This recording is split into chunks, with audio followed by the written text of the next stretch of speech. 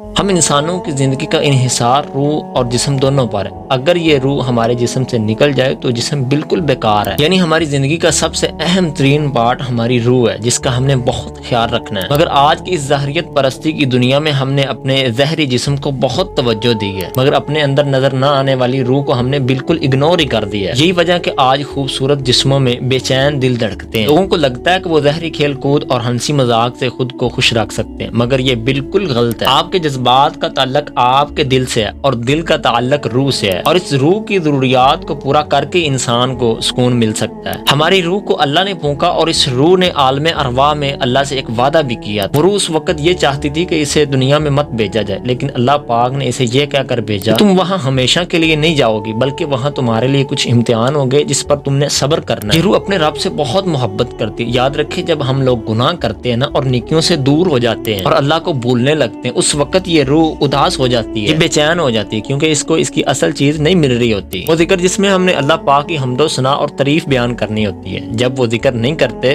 تب یہ روح بے چین ہو جاتی ہے۔ جب ہم گناہوں میں ڈوبنے لگتے ہیں تب بھی یہ روح بے سکون ہو جاتی ہے۔ تو کوشش کریں اس روح کو اس کی اصل غذا دیں جو یہ چاہتی ہے۔ اپنے نفس کی تو ہم ہر بات سنتے ہیں، اگر روح کی بھی سن لینا تو کیا ہی بات ہے۔